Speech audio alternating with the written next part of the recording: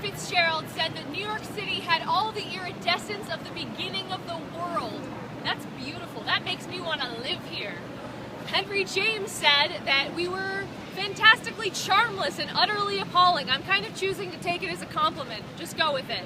Our first president, George Washington, said that this was the most sinful place in America. So, bottom line, everyone everywhere has an opinion. Some of them are good, some of them are bad. I'm hoping at the end of our time together you're going to have a better idea of what yours is. New York City today is a city of 8.2 million people. They are spread out over 5 boroughs. Manhattan, where we're standing, Staten Island, Brooklyn, Queens, and the Bronx is, somewhere up there. Our city, if it were an independent nation, would have the 15th largest economy in the entire world. Our GDP is $1.28 trillion. What I'm saying, guys, bottom line, New York's huge. If you look around today, New York, as you see it now, wasn't always like this. It's really hard to believe, but we started off as a tiny fur trading outpost on the very edge of the known world. So how did we get from point A to point B? That's what we're going to explore for the next couple of hours, and it all starts right here on this spot. This spot was the site of the original Dutch fort of New Amsterdam. We're right here at the foot of Broadway. Broadway, it's not just our city's theater district, it's the spine of Manhattan. It goes from tip to tip, all the way up to the top. And Broadway predates New York City as an American city, as a British colony, and even as a Dutch colony of New Amsterdam. It goes all the way back to the original Manhattanites, the Lenape Indians. So it's incredibly appropriate that on this spot today, we have the Museum of the American Indian. This is actually the 4th building on this site. The first one, like I said, is the original Dutch fort. The second one was a beautiful brick building. It was supposed to be the first presidential residence of this country. But, as I'm sure you all know, we didn't end up being the nation's capital, so it ended up later being used as a governor's residence and also as a U.S. Customs house. That was torn down to build a row of upper middle class brick houses. This used to be a very fashionable neighborhood, but when all the beautiful people moved uptown, this area became very commercial. All the shipping businesses of the world started to move in and set up headquarters here.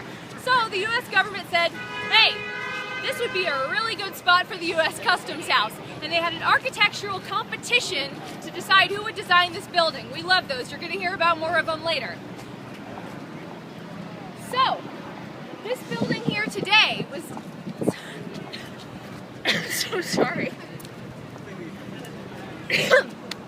This building today was designed by Gilbert Cass. He would also design the Woolworth Building, which is further up Broadway. You can see it at the end of our tour. It is one of the most beautiful skyscrapers in the world. Beautiful building. And out in front we have 4 statues designed by Daniel Chester French.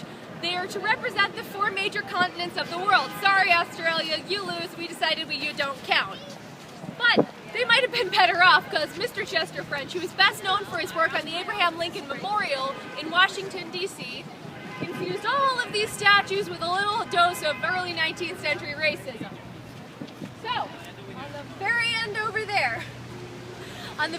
over there, we have Asia.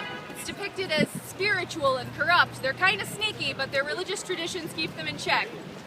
Next up, we have America, youthful, vibrant. They are holding up the torch of enlightenment. They have the wheel of progress spinning underneath their feet. We are crushing an Aztec god and overpowering a Native American. It's not actually all that flattering if you think about it.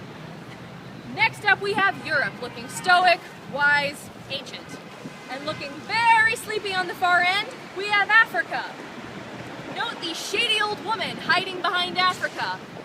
This design is because Africa was largely an unexplored continent. We didn't really know very much about it, so it's mysterious. So, like I said, this was designed as the U.S. Customs House. The United States Customs moved to World Trade Center in the 1970s. This building stood vacant for most of that decade. It was actually going to be demolished. It was saved from demolition, and we made it our local bankruptcy court. When we promised to save it, we did not promise to find an interesting use for it. Around that same time, the Smithsonian Museum revealed that they had tens of thousands of Native American remains just sitting in storage. They had their main branch museum in DC, but it was full. People were outraged that this piece of our country's history was just sitting in a dark closet somewhere, so they decided to open a branch museum here at the foot of Broadway, the Museum of the American Indian.